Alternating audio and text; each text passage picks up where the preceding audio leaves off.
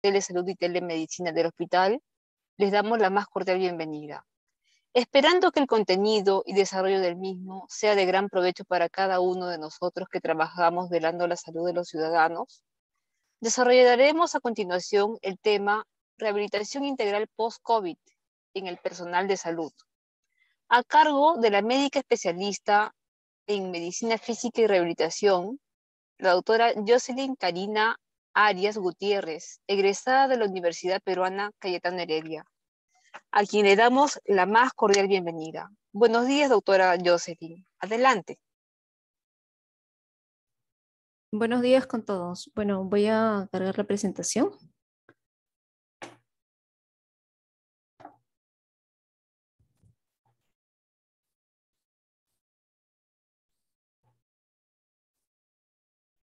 ¿Se puede ver bien?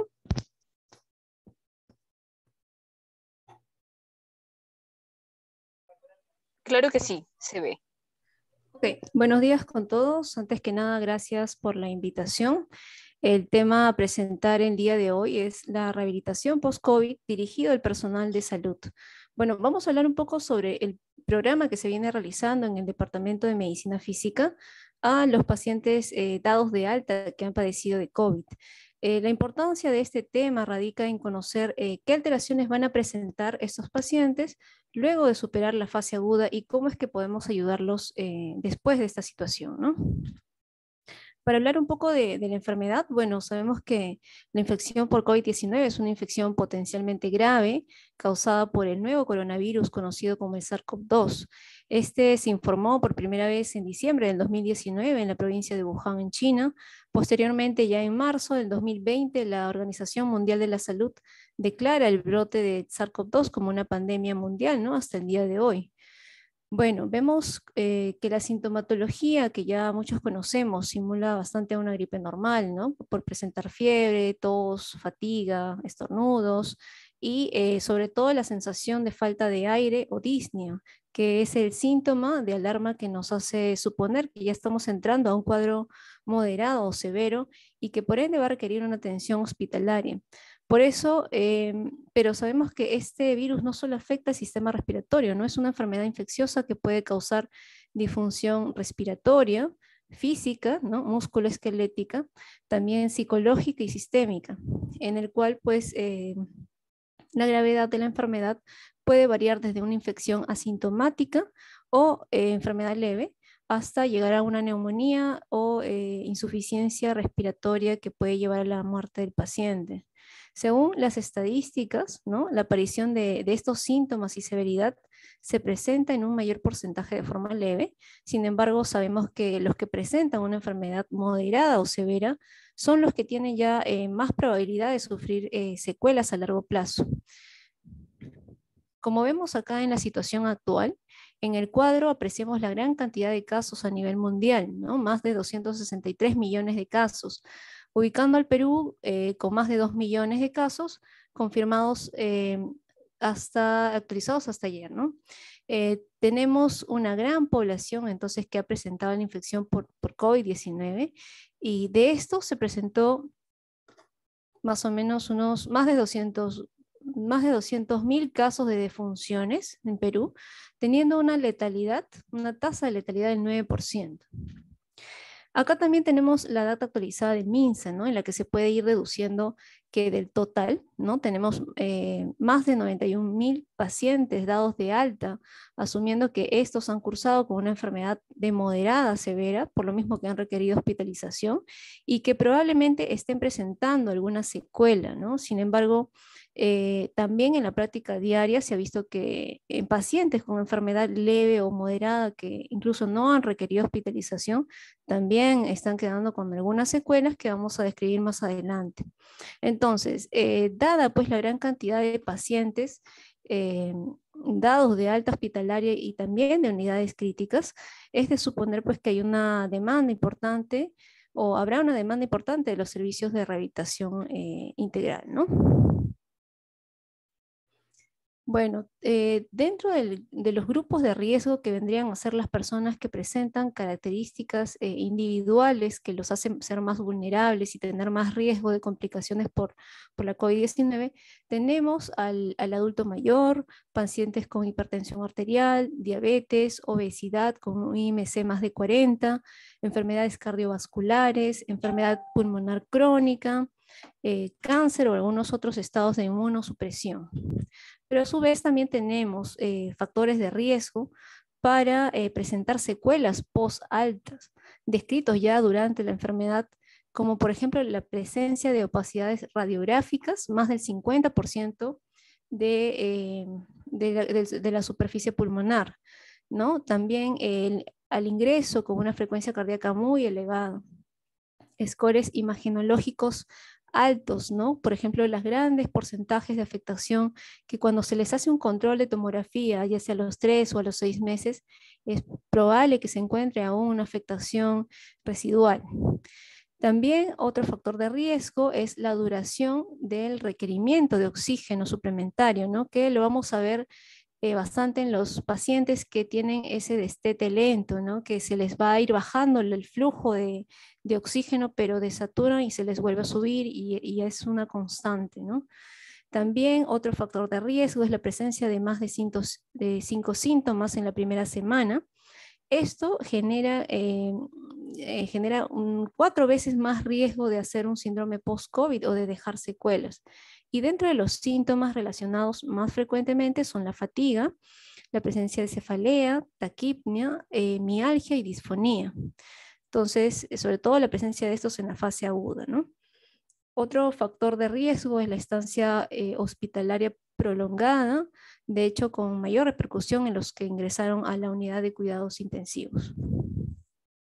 Entonces, el coronavirus vemos que afecta principalmente al aparato respiratorio, pero no solamente se centra en este, ¿no? También afecta al aparato cardiovascular, al sistema nervioso, al sistema musculoesquelético, digestivo, ¿no? Entre otros. Por ello, las complicaciones que vamos a encontrar son múltiples. Entonces, a nivel pulmonar, la secuela principal y más conocida es la fibrosis pulmonar, ¿no? Que está asociada a un patrón restrictivo. También la afectación a nivel cardiovascular, neurológico, musculoesquelético, donde tenemos al síndrome de inmovilización asociada fuertemente a la estancia hospitalaria prolongada. Pacientes que han sido extubados, ¿no? Que presentan posteriormente la disfagia. Problemas psiquiátricos también, ansiedad, depresión y también se reportan casos de estrés postraumático, ¿no? Entonces, como vemos, los problemas son bastante variados, por ende, la rehabilitación post-COVID debe ser amplia. Para mencionar de las secuelas más frecuentes y que tenemos que tener en cuenta, se ha observado que los pacientes que han padecido pues, de la enfermedad, principalmente las formas moderadas o severas, y que han hecho pues, ¿no? una neumonía viral por COVID, es posible encontrar la fibrosis intersticial pulmonar, en el cual los factores de riesgo que incrementan esta posibilidad son la disnea persistente o también bajo nivel de saturación, después incluso de superar toda la fase aguda, ¿no? Son los pacientes que ya están en condiciones de alta, pero aún requieren de tratamiento de oxígeno en el domicilio, ¿no? También factor de riesgo tenemos a las personas de mayor edad, del sexo masculino, presencia de comorbilidades como la hipertensión y diabetes. Principalmente la hipertensión es la que está más ligada a las secuelas pulmonares. Y esto se evidencia en la disminución de los parámetros funcionales pulmonares, ¿no? Se traduce clínicamente, lo podemos evidenciar en la consulta, como la presencia de la disnea, como la presencia de disnea, que es la sensación de falta de aire, y también la poca tolerancia al esfuerzo, ¿no? Que genera una disminución de su capacidad funcional.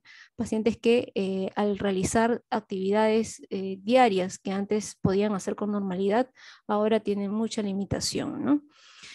Y que también eso genera, pues, que tengan limitado en realizar sus actividades que antes podían hacer, ya sea en casa o en el trabajo, además de un cuadro de desacondicionamiento físico, ¿no?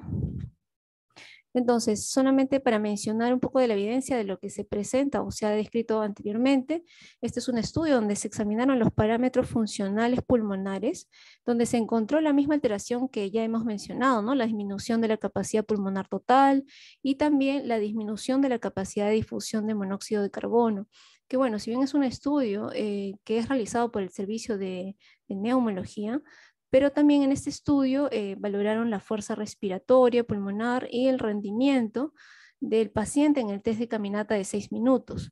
Menciono esto porque este test de caminata bueno, es un test que realizamos en el Departamento de Medicina Física y que nos ayuda a clasificar a los pacientes y especialmente a monitorizar su evolución después de realizar cada ciclo de terapias. Dentro de las secuelas cardiovasculares, en lo relativo a estas manifestaciones cardíacas, inicialmente se pensó pues, que la frecuencia de compromiso cardíaco se asociaba directamente con la gravedad de la enfermedad, ¿no? Y la presencia también de comorbilidades, pero vamos a ver que durante el curso clínico de la enfermedad se ha visto, ¿no? Que pacientes, incluso en estudios últimos, se ha visto que pacientes con una enfermedad leve o moderada también presentan alteraciones en la estructura o en el aparato cardiovascular evidenciados en su resonancia magnética cardíaca, ¿no? Dentro de esto encontramos la disminución de la fracción de eyección, edema miocárdico sugestivo de miocarditis, fibrosis miocárdica. Entonces, tenemos que hacer pues el seguimiento de estos pacientes dados de alta tras padecer la COVID. Es bastante fundamental para poder prevenir la aparición o persistencia de lesiones cardíacas, ¿no? Por eso tenemos que hacer o vigilar la aparición de estos síntomas, ¿no? De dolor tipo anginoso, de fallo cardíaco o de alteraciones del ritmo cardíaco, haciendo una buena anamnesis y derivando al cardiólogo en caso se sospecha de alguna de estas circunstancias, ¿no? Que está dentro del protocolo de rehabilitación post-COVID del Departamento de Medicina Física, porque monitorizamos al paciente tanto en el test de caminata de 6 minutos y también durante todas las terapias, evaluando su frecuencia cardíaca, presión arterial y la aparición de algunos síntomas cardiológicos. Bueno, en cuanto a las secuelas neurológicas, se ha asociado a trastornos de tipo degenerativos como alteración en la memoria y función ejecutiva, ¿no? Tanto de concentración y velocidad de procesamiento. Es por ello que se hace necesario en nuestra evaluación incluir una adecuada evaluación clínica y apoyo también de algunos test para dar un tratamiento oportuno a los pacientes. También se han descrito múltiples manifestaciones neurológicas relacionadas a la COVID, desde problemas leves, ¿no? Como los mareos, la cefalea, la náusea, la geusia, hasta problemas graves como alteración de la conciencia, presencia de ACVs, ¿no? De accidentes cerebrovasculares o encefalopatías también. Pero, sin embargo, uno de los cuadros más frecuentes y persistentes en pacientes que han pasado de la COVID es la denominada niebla mental, que es más frecuente en personas que ya han superado un cuadro grave y especialmente en aquellas personas de mayor edad también. Ellos relatan, por ejemplo, fatiga, inatención, dificultad para concentrarse y problemas para poder también trabajar durante muchas horas. Les resulta difícil planificar acciones. Bueno, la mayoría de los pacientes tienen una recuperación completa o casi completa después de la enfermedad aguda, aunque algunos estudios sí han evidenciado estos síntomas que persisten incluso a largo plazo. También se han informado en determinados pacientes secuelas neurológicas derivadas de la estancia en UCI, ¿no? Como las polineuropatías y también las miopatías. Por otra parte, también se ha descrito en estos pacientes un riesgo aumentado de delirio debido a la invasión, ya sea directa del virus al sistema nervioso central, y también al efecto de las estrategias sedantes que se utilizan en la UCI, ¿no? La ventilación mecánica, la inmovilización. En cuanto a las secuelas psiquiátricas, la pandemia pues vemos que ha sido un factor de estrés psicológico bastante significativo. El miedo a la enfermedad, la muerte, la incertidumbre del futuro de hecho, amenaza, ¿no?, con empeorar la salud mental pública. Entonces, este es un estudio en el cual constatan que a los 90 días del diagnóstico, el riesgo de cumplir criterios para alguna enfermedad psiquiátrica era el doble que en pacientes diagnosticados con otras patologías no COVID, siendo la mayor incidencia para los trastornos de ansiedad. También los trastornos del estado de ánimo y de insomnio también fueron elevados. Con respecto a los efectos indirectos de la COVID en la salud mental general, también parece haber evidencia de un aumento de los síntomas de depresión. Entonces, los trabajadores de salud, ¿no? De hecho, deben considerarse un grupo altamente expuesto, no solamente al propio virus, sino que presenta un mayor riesgo de desarrollar síntomas psiquiátricos, ¿no? Habiéndose ya descrito un aumento de estrés, de trastorno de estrés postraumático, de trastornos del sueño, ansiedad y depresión, ¿no? Entonces, se debe hacer hincapié en el apoyo emocional, también en enseñanzas de autocuidado, en el control de los síntomas, que también está dentro del protocolo de rehabilitación para poder derivar de forma oportuna al servicio de, ya sea de psicología o de psiquiatría, ¿no? Lo que con mayor frecuencia encontramos son las secuelas en los pacientes críticos, ¿no? Las complicaciones relacionadas al tratamiento recibido, principalmente aquellas relacionadas a la ventilación mecánica, como la alteración de la mecánica diafragmática, se altera el control de la musculatura respiratoria, ¿no? Así también como la debilidad adquirida en la UCI. Es bastante relacionada a la polineuropatía del paciente crítico que vemos bastante frecuente en la práctica diaria, ¿no? Eh, Pacientes en ventilación mecánica, sabemos que después de la primera semana pierden entre el 60 al 70% de la fuerza, sobre todo de la fuerza diafragmática. Entonces, en pacientes también que salen de la UCI, muchos tienen disfagia, ¿no? Una alteración en su deglución, también en la calidad de voz, y esto es muy relacionado a la ventilación mecánica prolongada, ¿no? Donde se ha evidenciado posteriormente presencia de granulomas laringios, también en algunos casos daño de las cuerdas vocales. Y bueno, otros que no han estado en unidad de cuidados críticos, pero sí hospitalizados por largo tiempo, en ellos evidenciamos el síndrome de desacondicionamiento físico. Entonces, por todas las secuelas mencionadas, todo el compromiso que genera el COVID, se plantea esta rehabilitación post-COVID, ¿no?, en el Departamento de Medicina Física, el cual va a estar a cargo de un equipo multidisciplinario, donde vamos a encontrar al médico rehabilitador en apoyo conjunto con los tecnólogos de terapia física, terapia respiratoria, terapia ocupacional y de lenguaje, ¿no? Asimismo, interconsultando a servicios de nutrición, psicología y también otras especialidades según requiera el diagnóstico del paciente y las secuelas que éste puede presentar. En el programa de rehabilitación se tomó como base los programas de rehabilitación respiratoria para patologías crónicas como el EPOC, el EPIT, donde acá en el EPIT encontramos la fibrosis pulmonar, ¿no?, que es la secuela más común de la COVID-19, que tiene un patrón restrictivo. Entonces, se vio que era posible que respondan adecuadamente a la terapia respiratoria de otros programas anteriores. Entonces, vamos a ver que la mayoría de los programas de rehabilitación post-COVID usan el mismo esquema, bastante parecido. Algunos son presenciales, otros son a distancia, otros son mixtos, pero en general tienen como eje principal al ejercicio tanto de fortalecimiento y resistencia, ¿no?, asociado a técnicas respiratorias, el cual la duración puede variar en más o menos entre 4 a 8 semanas.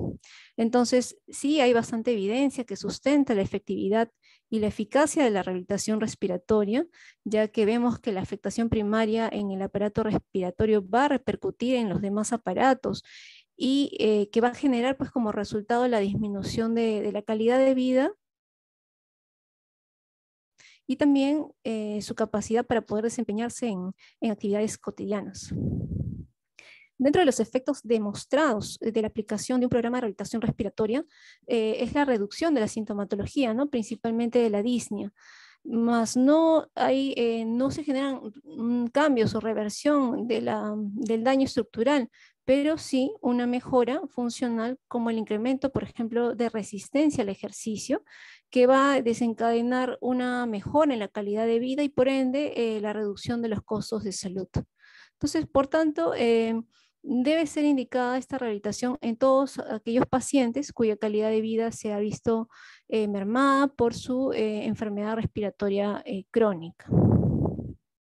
Entonces, dentro del programa iniciamos con una evaluación integral, le indicamos su programa de rehabilitación, si requiere, es derivado para un soporte nutricional, psicológico o de otras especialidades médicas, ¿no? Según requiere el caso. Y complementamos también con la educación al paciente. Entonces, antes de comenzar el programa, realizamos la evaluación del paciente donde se tiene que valorar si es que hay restricciones ventilatorias, anomalías en el intercambio gaseoso, si es que hay alguna disfunción de algunos órganos o sistemas, si el paciente está motivado para iniciar sus terapias o presenta alguna alteración psiquiátrica que para poder dar un diagnóstico e indicar su tratamiento médico óptimo, ya sea del servicio o derivando a otras especialidades para manejo conjunto. Y si en caso se requiere hacer uso de medicación, de broncodilatadores, oxigenoterapia, también valoramos si es que este paciente fue sintomático, que no requirió oxígeno suplementario, si fue hospitalizado, si ha estado en la UCI, si su estancia en la UCI fue prolongada. Todo eso para poder evaluar qué deficiencias dejó y también poder individualizar también su tratamiento. Entonces, de hecho hay pacientes que han hecho más síntomas y está más asociado a patologías más severas inicialmente.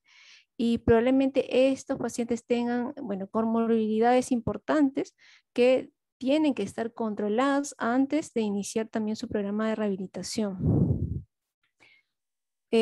Nos apoyamos de múltiples tests para poder hacer la valoración general. Por ejemplo, utilizamos este test, que es el test de Yorkshire, que es un cuestionario dirigido a personas dadas de alta por la COVID-19, con el objetivo de identificar si tienen algún problema relacionados con su enfermedad. Este cuestionario valora la presencia de disnea, ¿no? En algunas actividades, también si es que hay presencia de complicaciones laringias, complicaciones sobre la voz, si tiene problemas para la deglución, problemas para la movilidad, si hay fatiga, cómo afectó la infección por COVID en su independencia, en las actividades de vida diaria, si es que hay presencia de dolor, alteraciones de la comunicación, presencia de ansiedad, depresión, entre otros ítems. También nos apoyamos de otros test, como el test de MOCA, que es un tamizaje breve diseñado para poder hacer una detección temprana de algún deterioro cognitivo. También usamos el índice de Bartel para valorar la independencia en las actividades de vida diaria del paciente. El test el SPPB, que es un test de rendimiento físico que consta de 3 tests: de equilibrio, velocidad de marcha y levantarse y sentarse en una silla 5 veces, el cual estudios epidemiológicos longitudinales han mostrado su capacidad para predecir importantes resultados de dependencia, de hospitalización y mortalidad en el paciente. Utilizamos el DN4, que es un test también para identificar a pacientes que tienen una gran probabilidad de tener componente de dolor neuropático, ¿no? Sobre todo en estos pacientes que han realizado polineuropatías por su estancia prolongada o estancia en la UCI. Y también la escala de MRC o fuerza muscular, que valoramos en las 4 extremidades con una puntuación del 0 al 5. Entonces, muy aparte de los test, ya pasando a la evaluación de la capacidad funcional, que es la capacidad fisiológica para la ejecución de tareas físicas que demandan intervención del sistema, sobre todo el cardiorrespiratorio, ¿no? Pero también, no solo de este, sino también del sistema musculoesquelético y el sistema neurológico. Por lo cual realizamos pues el test mencionado anteriormente, ¿no? Que es el test de la caminata de 6 minutos, el cual es un test que nos da una información importante que ha demostrado ser útil para evaluar el estado inicial de la rehabilitación y la eficacia de la rehabilitación como intervención en estos pacientes. Entonces, acá tenemos, ese es el test de caminata de 6 minutos. Como se mencionó, sirve para evaluar la capacidad funcional del paciente y mide la distancia máxima que puede recorrer un individuo en 6 minutos. La manera de realizarlo en verdad es bastante accesible, sencilla. Se le solicita al individuo que camine lo más rápido posible en un corredor, más o menos de 30 metros, durante 6 minutos, ¿no? Y vamos controlando cada minuto con el pulsoxímetro, tanto la frecuencia cardíaca y saturación del paciente para poder tomar las precauciones del caso si es que se ve algún bajas de la saturación o aumentos muy marcados de la frecuencia cardíaca, ¿no? Que podría desencadenar en eventos cardiovasculares.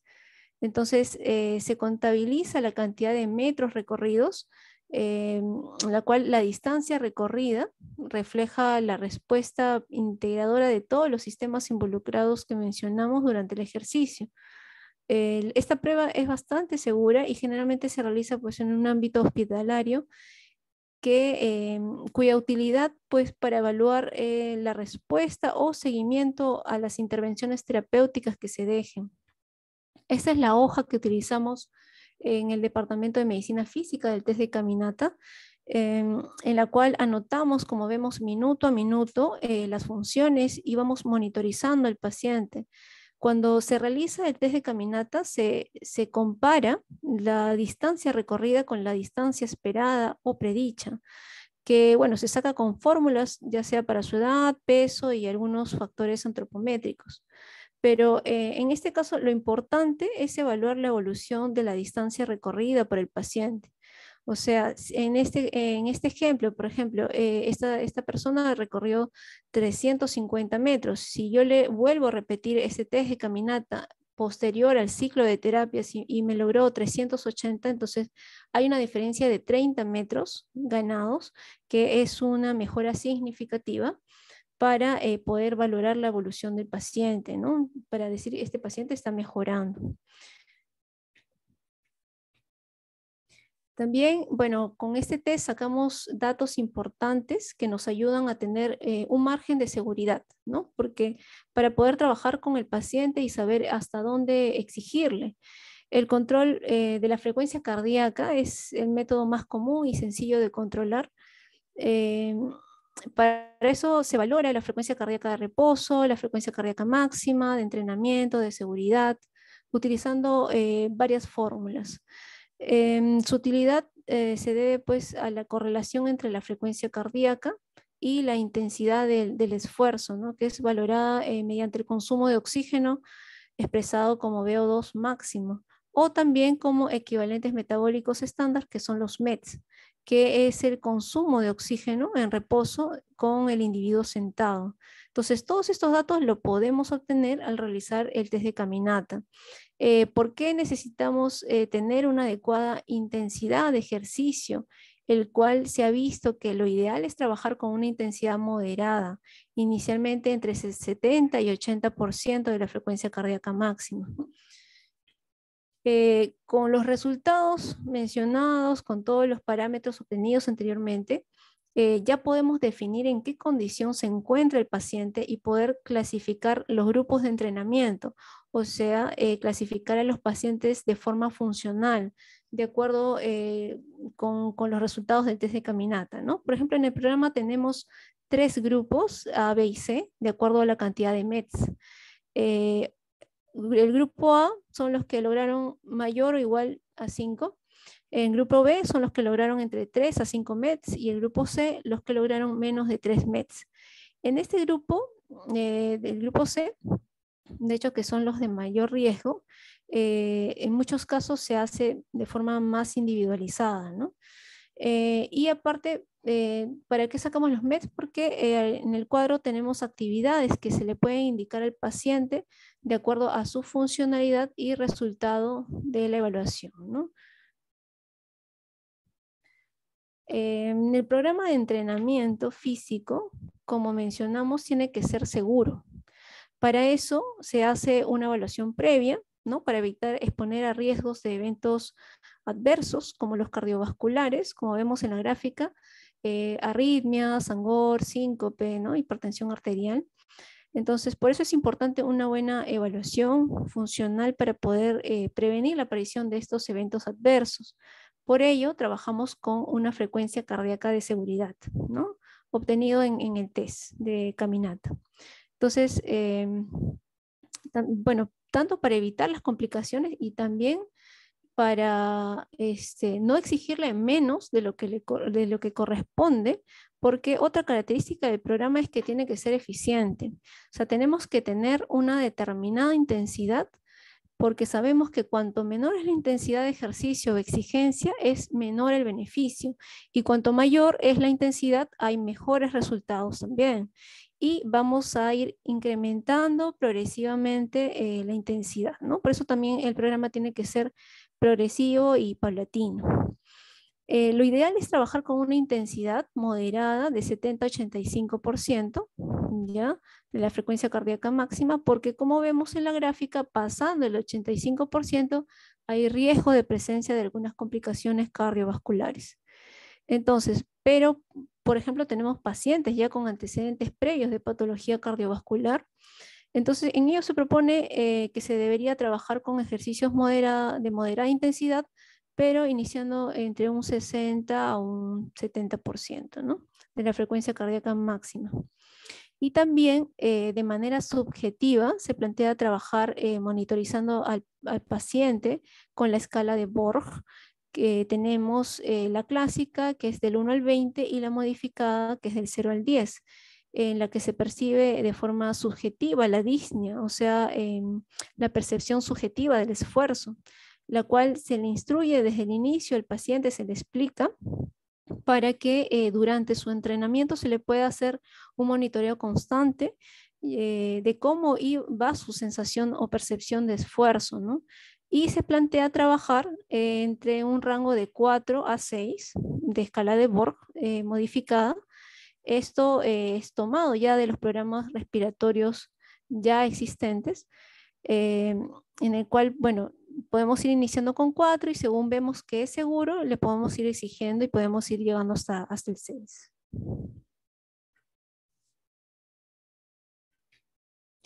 En esta tabla se relaciona la intensidad, la frecuencia cardíaca máxima, la escala de Borg y el VO2 pico, ¿no? Que es el parámetro en verdad que tenemos que tener en cuenta para regular el ejercicio, pero hallarlo se tendría que hacer una ergospirometría, sin embargo no tenemos eso, por el cual usamos los otros valores comparativos y referenciales de los otros parámetros que sí podemos obtener en el test, ¿no? En el test de caminata, utilizando pues las fórmulas.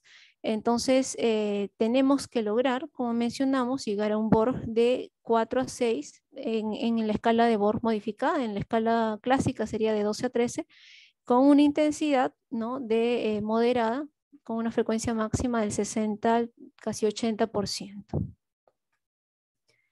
Entonces, en cuanto ya a las terapias, se plantea trabajar con una frecuencia de 2 sesiones semanales, en un total de 10 sesiones por ciclo, el cual consta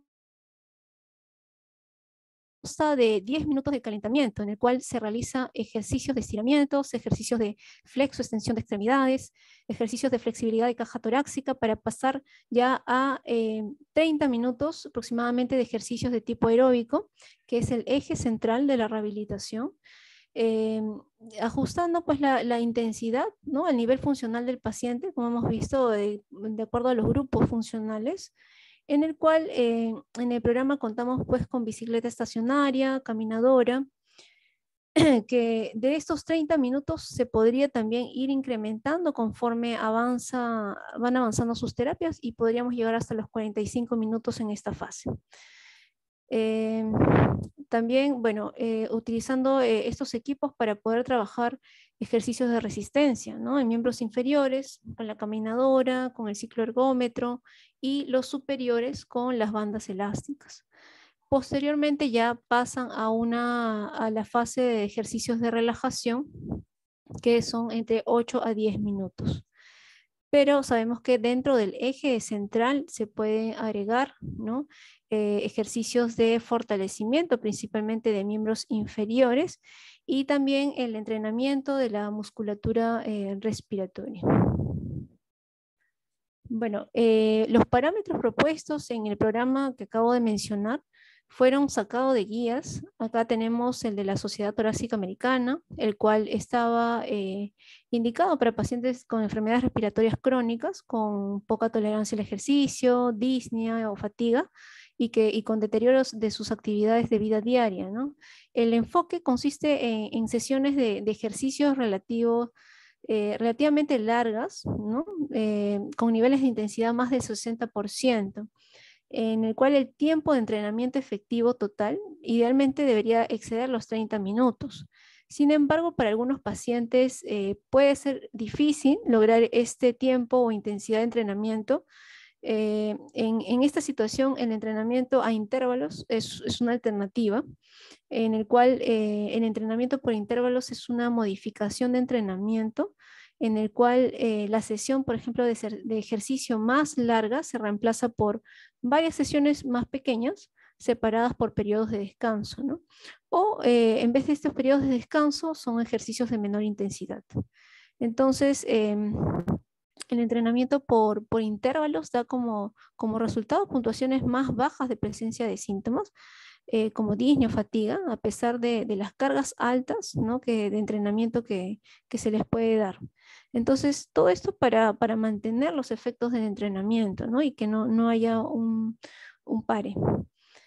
En este estudio también trabajaban pues con un board de 4 a 6, con una frecuencia de 2 a 3 sesiones por semana, por 7 sesiones, o teniendo mejorías a las 10 a 20 sesiones, ¿no? Y con otra opción de 2 sesiones por semana supervisadas y una sesión en casa.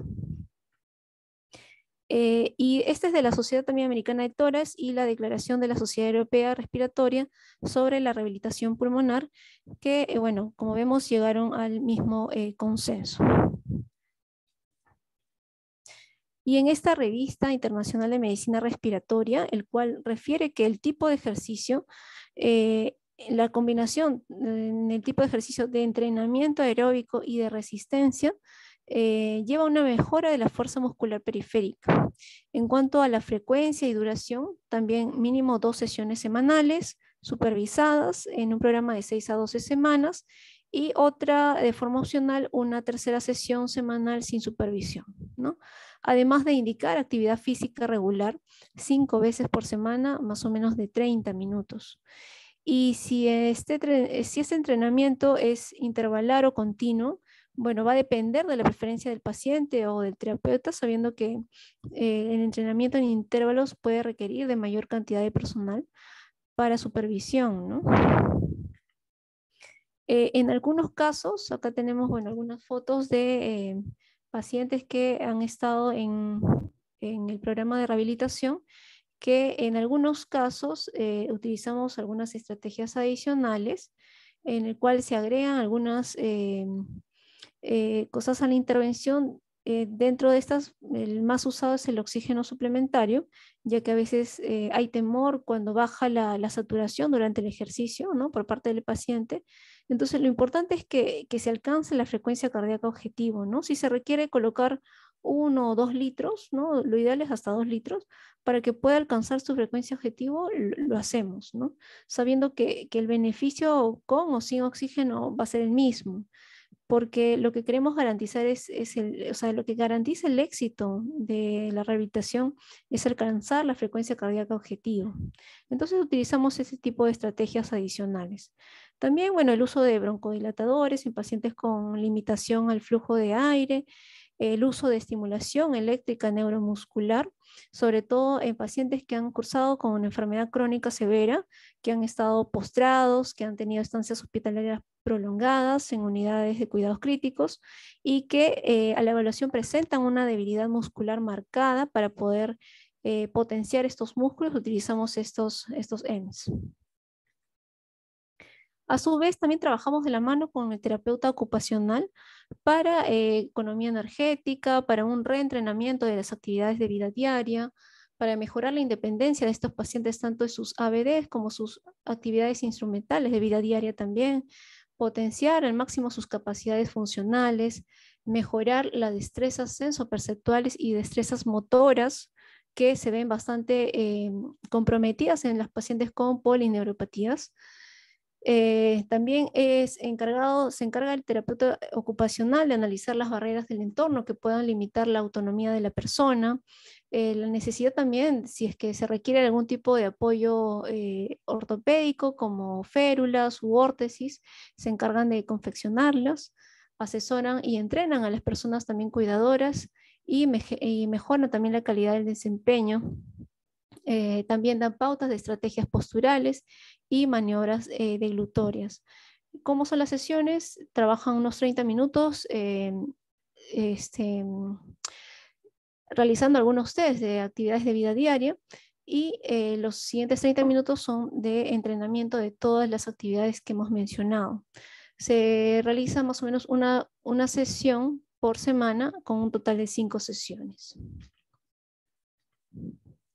También con el apoyo del terapeuta del lenguaje, ¿no? Para pacientes con secuelas de intubación prolongada, según lo requieran, ¿no? Para mejorar la función vocal, para optimizar los niveles de procesos cognitivos básicos, para el manejo de la coordinación neumofónica, la rehabilitación en las áreas receptivas del lenguaje, rehabilitación en las áreas expresivas del lenguaje. Ellos trabajan 30 minutos en cada una de las terapias, también terapia de voz, terapia de lenguaje, terapia cognitiva, según lo que requiere el paciente. Y también es una sesión por semana en un total de 5 sesiones. Entonces, prácticamente hemos mencionado cómo se está trabajando actualmente en el servicio de rehabilitación. Eso sería todo. Gracias.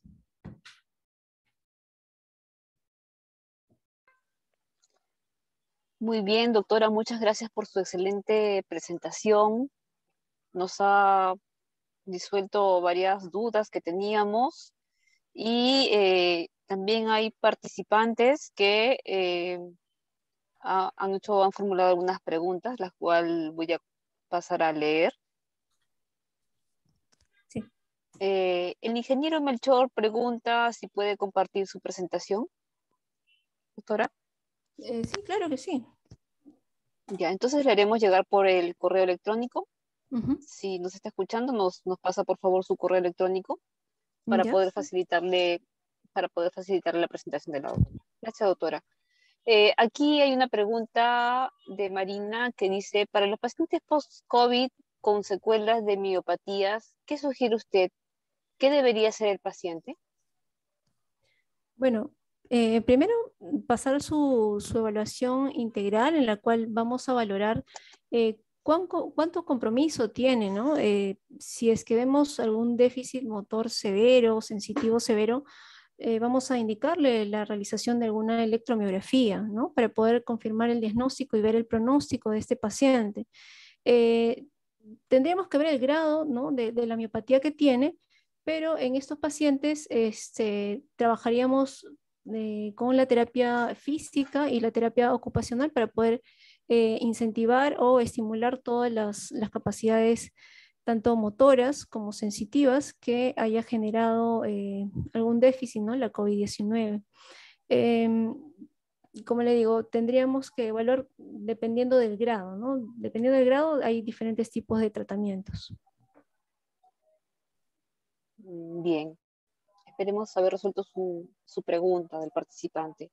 Otra pregunta dice, ¿el test de caminata se aplica al paciente post-COVID después de cuánto tiempo de haberle dado de alta? Ya sea hospitalario o en su casa que haya sido atendido. Bueno, después del alta, en el protocolo hemos más o menos estandarizado que a las 2 semanas el paciente lo citamos o puede sacar su cita por admisión para que podamos realizarle todos los tests, ¿no? Entonces, más o menos en ese lapso de 1 o 2 semanas, el paciente ya podríamos realizarle dentro, no solamente el test de caminata, ¿no? Sino los otros test también mencionados. Bien. Otra pregunta dice, ¿cómo considera el alta definitiva del paciente para el programa? Ya que puede estar dentro de los parámetros aceptados, pero el paciente continúa con molestias. Gracias por su respuesta. Bueno, el alta definitiva más que nada va a ser una valoración tanto de los test, y tanto comparando con los test iniciales, ¿no? Y los posteriores, si es que ha habido ganancias tanto en el test de caminata, en los metros recorridos. Sabemos que más de 30 metros es una ganancia significativa. También hacemos una valoración de los otros test, test de MOCA, el test de fuerza muscular. Si hay una ganancia objetiva con esos test, bueno, es uno de los parámetros. Y otro es el subjetivo, ¿no? Del paciente, que nos refiere el mismo cuántos síntomas persisten, ¿no? Que consideramos nosotros que es el síndrome de long COVID, y que si estos síntomas limitan sus actividades diarias, entonces sí sería un paciente candidato a seguir con la rehabilitación, pero si el paciente nos menciona que está bastante funcional, que ya se reintegró a sus actividades diarias, laborales, entonces ya prácticamente es candidato del alta, ¿no? Bien. Otra pregunta dice, ¿se puede realizar trabajo individualizado? Ya que no todos los pacientes del programa tienen las mismas secuelas. Sin embargo, se trabaja de manera similar. Sí, tenemos muchos casos, como por ejemplo en el caso de la foto de la señora con su oxígeno suplementario. Sí, trabajamos de forma individualizada en pacientes, sobre todo de grupo C, que tienen grado funcional más bajo, menos de 3 METs. Sí hemos tenido casos de pacientes que solamente han sido un paciente por sesión, pero para eso estandarizamos los grupos, ¿no? Cuando vemos que hay pacientes que son bastante funcionales y que tienen los mismos valores de METs y podemos agruparlos, sí, se hacen de 3 a 5 pacientes por sesión, pero si son pacientes que no, que requieren de un tratamiento individualizado, también lo hemos hecho. Bien, Geraldine agradece por su presentación y dice, ¿existe algún tratamiento fisioterapéutico para el descanso nocturno? Para el descanso nocturno. Bueno, no, no estoy enterada de ese tema, pero los ejercicios de relajación ayudan bastante a mejorar el sueño. ¿Cómo cuáles, por ejemplo, doctora? Bueno, en el caso de relajación tenemos ejercicios de flexibilización, ejercicios respiratorios. Justo para eso nosotros hemos hecho unos trípticos y hemos hecho también unos videos para poder pasarle a todos los trabajadores, ¿no? Y pacientes para que puedan realizarlo en su domicilio, ¿no? Y que también lo vamos a pasar para que lo puedan tener. Ah, muy bien, doctora. Entonces les pasaremos a los participantes a través del WhatsApp los videos, Sí, ¿sí? sí, sí, yo se los voy a mandar. Muchas gracias, doctora. Dice otra pregunta, ¿cómo acceder a los programas de rehabilitación post-COVID-19 del Hospital Cayetano Heredia? Entiendo que, bueno, así como esto va dirigido para personal de salud, muchos tenemos parientes que no es personal de salud, pero que han tenido el COVID, ¿no? Entonces preguntan, ¿cómo acceder a los programas de rehabilitación post-COVID-19 del Hospital Cayetano Heredia? Bueno, actualmente, claro, estamos recibiendo a los pacientes que tienen el CIS activo.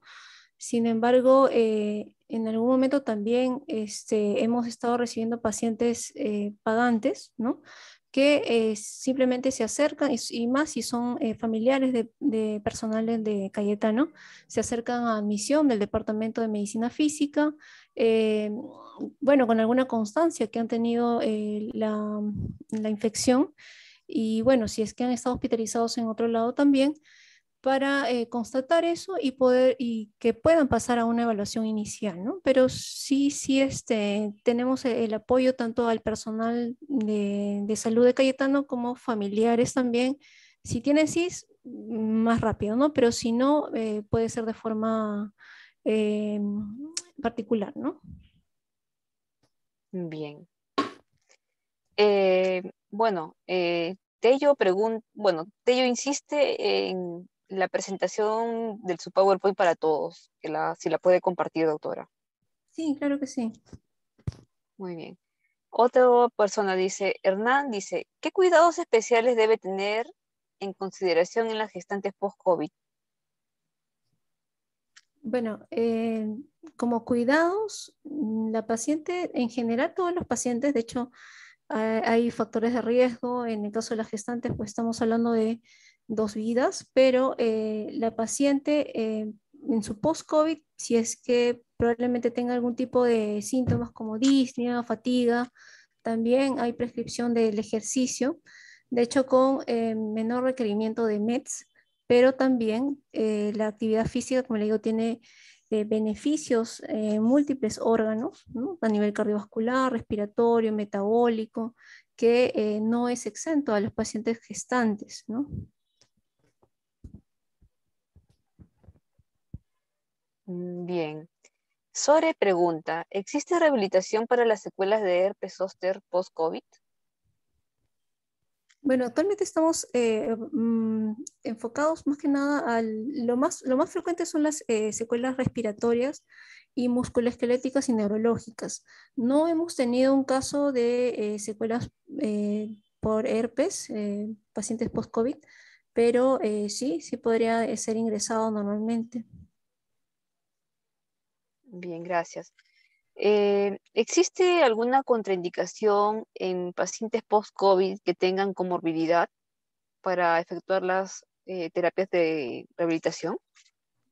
Sí, claro que sí. Estos pacientes, antes de iniciar su tratamiento de rehabilitación, tiene que ser controlada cualquier comorbilidad, ¿no? Si, por ejemplo, es un paciente diabético con alteración de la glucosa o de hemoglobina glicosiladas, con malos controles, derivamos primero al médico endocrinólogo para que pueda regularizar bueno, su patología, así como en patologías cardiovasculares. Ese es uno de los criterios de inclusión a los pacientes al programa, ¿no? Primero, estabilizar sus comorbilidades y después ya ingresar al programa de rehabilitación. Muy bien. Otro participante pregunta, si un paciente no recibe rehabilitación pronto, ¿hasta qué tiempo puede ser recuperado? A veces por lo lejano de las citas. Muchas gracias por su respuesta, doctora. Mire, se ha visto en los pacientes post-COVID lo que se llama el síndrome de long COVID. El long COVID es un síndrome en el cual van a aparecer síntomas incluso más de las 12 semanas. Esto todavía sigue en estudio, como le digo, los síntomas se ha visto hasta en pacientes, como le digo, más de 2, 3 meses. Entonces, como le digo, nunca es tarde para poder iniciar una rehabilitación, de una rehabilitación post-COVID, pero si es que el paciente, también se ha dado casos que en el transcurso de esa demora de citas, ¿no? Prácticamente se reincorporan a sus actividades de vida diaria, al trabajo laboral, y prácticamente cuando llegan a la consulta llegan con síntomas muy, muy leves, igual son ingresados, pero el hecho de su reactivación, ¿no? En sus actividades de vida diaria también los condiciona a una mejora en su capacidad funcional, ¿no? Pero no es que haya un tiempo límite para que pueda iniciar, o un tiempo mínimo, ¿no? Bien. José Morales agradece su interesante exposición, doctora. Gloria Carrillo agradece también su interesante exposición y si puede compartir, bueno, su PPT, dice. Eh, Otro dice, ¿cuáles son los síntomas en esta tercera ola? Bueno, la doctora es de rehabilitación, pero no sé si nos puede dar algunas pautas, doctora. ¿Cómo no entendí? ¿Cuáles son los síntomas? Sí, creo que se refiere a la variante Omicron, pero bueno, no es su tema, sino su tema es de rehabilitación física y terapia, ¿verdad? Sí, Si usted sí. le podría dar algunas pautas tal vez sobre algunos síntomas que usted haya observado de la Bueno, tercera ola? actualmente los pacientes que están hospitalizados en el modular, en la fase aguda, durante las historias clínicas hemos visto que son bastante similares, ¿no? Tanto el compromiso de síntomas a nivel respiratorio, encabezado por la disnea y fatiga, como también la presencia de dolor tipo torácico, ¿no? También problemas digestivos, pero son síntomas bastante frecuentes con las olas pasadas, ¿no? Bien. Por lo menos lo que se está viendo ahorita en el hospital modular. No tengo referencias de otros hospitales, ¿no? Bueno, mi percepción, al igual que en la primera ola, estaremos atentos a los síntomas que se presenten, ¿no? Iremos aprendiendo en el camino, ¿cierto? Exacto. Otra pregunta, ¿cuántas terapias de rehabilitación y de qué tipo se requieren para superar la rehabilitación pulmonar, dice? Eso va a depender del grado funcional del paciente. Por eso es que estratificamos en grupos funcionales. No es lo mismo un paciente de grupo funcional A, ¿no? A un grupo funcional C, como lo hemos venido estratificando y mencioné, ¿no? Eh, Generalmente los grupos de grupo A se ha visto que en un ciclo de 10 o dos ciclos, ¿no? De 20 sesiones, salen bastante rápido, pero los grupos B o C se demoran un poco más. Pero como le digo, eso va a depender del grupo funcional y de las comorbilidades, ¿no? Que tenga cada paciente. Bien. Otra pregunta, ¿puede ayudar la familia en terapias de rehabilitación desde casa? Sí, claro que sí. Incluso dentro de nuestra rehabilitación post-COVID hacemos la educación no solamente al paciente, sino al familiar. ¿No? Para que pueda apoyar tanto en los ejercicios que no necesariamente son pasivos, no solamente en los ejercicios, también en la alimentación, en los cuidados, cómo fomentar la independencia en estos pacientes, ¿no? Porque a veces entiendo que algunos familiares al alta de estos pacientes los sobreprotegen, entonces hacen que estos pacientes los limiten a hacer sus actividades de vida diaria, ¿no? Cotidianas. Entonces, se les educa que estos pacientes son capaces de poder hacerlo, solamente que se esperan a veces cuando empieza a bajar la saturación, pero que les explicamos que es parte del reacondicionamiento de este paciente que está...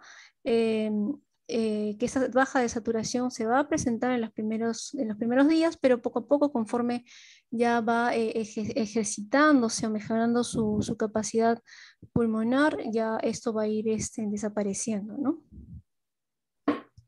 Bien.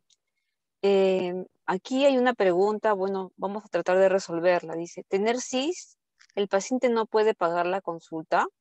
Entonces esperar ser transferido de su lugar de origen es un tiempo distante. ¿Qué debo hacer o esperar otra forma? ¿Qué debo hacer o debo esperar o hay otra forma de atenderse? Bueno, en cuanto al manejo administrativo, sí, desconozco un poco, no sé si en eso ustedes nos pueden ayudar. La verdad que, bueno, si tienen CIS, tienen que esperar a ser transferidos. Lo que me parece un poco que les puede ayudar son los videos que les vamos a facilitar, ¿verdad?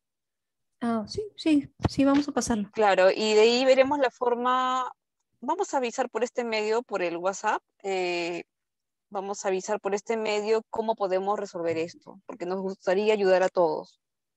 Sí, claro que sí. Hay otra pregunta. Emily Izaguirre dice, ¿cuál es la posibilidad de contraer COVID 2 veces? Bueno, en verdad, sí, hemos visto un montón de casos, bueno, en algunos casos falsos positivos, ¿no? Solamente por prueba, inicialmente cuando se utilizaba la prueba rápida, que prácticamente se catalogaba al paciente como una reinfección. Sin embargo, en cuanto a la incidencia o a la frecuencia que se esté generando o que se pueda dar una reinfección, Sí hemos visto bastante en Cayetano, pero no lo tengo todavía, ese sustento no lo tengo claro. Claro, también depende de los cuidados y del sistema inmunológico, los hábitos de vida que uno tiene, ¿no? La alimentación, ¿no? Eh, Depende de muchos factores. Sí, sí, es así. Bien, sí, bien, doctora, muchas gracias por su presentación. En vista de que no hay más preguntas, no sé si, a ver, damos unos minutitos a ver a través del chat. Aquí hay una pregunta. Dice, Luzmila dice, ¿qué sucede si el paciente que ha sido infectado por el COVID estuvo un mes en UCI y no realiza terapia respiratoria? Bueno, sí hay casos que nos llegan pacientes bastante descondicionados, como he mencionado, el paciente en UCI tiene múltiples secuelas. Es difícil encontrar un paciente en UCI que no tenga por lo menos una secuela, incluso en pacientes jóvenes, ¿no? Salen con su disfagia post-extubación, salen con sus polineuropatías, salen con su síndrome de desacondicionamiento. Entonces, estos pacientes que no sean tratados son prácticamente candidatos a tener una limitación de su capacidad funcional, cosa que no queremos. Entonces, sí nos ha llegado casos de pacientes bastante comprometidos, pero los ingresamos primero dependiendo de la evaluación, los ingresamos primero a un grupo C y de ahí conforme va ganando ya capacidades tanto musculares, pulmonares, vamos a ir cambiándolo al grupo B y ya posteriormente al grupo A para su alta, ¿no? Bien. Ángela Juárez dice, buenas tardes, doctora, gracias por su excelente ponencia. La pregunta es, al momento de dar alta a un paciente, ¿se toma en cuenta su actividad laboral? Sí, claro. De hecho, es un factor importante, ¿no? Que se reintegre a sus actividades laborales y también en casa, ¿no? Pero todo es monitorizado, como le digo, eso es subjetivo, ¿no? Le preguntamos al paciente cómo se siente, cómo está, si ya se reincorporó, qué limitaciones tiene, alteraciones en el esfuerzo. Si es que no hay ningún problema, entonces estaría de alta, pero si aún él siente o presenta limitaciones también validados en los test realizados en cada control, ¿no? De forma objetiva, no solamente subjetiva, seguimos con las terapias, ¿no? Pero sí, sí es un factor bastante importante. Bien. Eh, Eli Zacarías agradece su presentación, doctora, y su excelente participación, dice, y la felicita. Muchas Eh, gracias. mm, no tenemos más preguntas. Ah, aquí hay otra pregunta. ¿Cuánto demora, Birna Yimpe pregunta, ¿cuánto demora en mejorar la audición perdida en un paciente con COVID que estuvo entubado? Bueno, ese reporte en verdad no lo tengo, pero nosotros si es que vemos alguna pérdida de audición o de visión, ya sea por alguna comorbilidad o post o como secuela, derivamos inmediatamente a la especialidad que le corresponde. En este caso, si es audición, le mandaríamos a otorrino, ¿no? Otorrinolaringología. Bien, claro, porque aquí en el hospital trabajamos con diferentes especialidades y Sí, claro. trabajamos en conjunto, con Exacto, interconsultas. exacto. Ujú. Sí, bien. Gracias, doctora, por su ponencia, por su disposición. Le agradecemos su tiempo. Creo que todos le agradecemos, estoy segura. Y en vista de que no hay más preguntas, eso sería todo. Muchas gracias. Buenas Ok, tardes, doctora. gracias a ustedes. Gracias.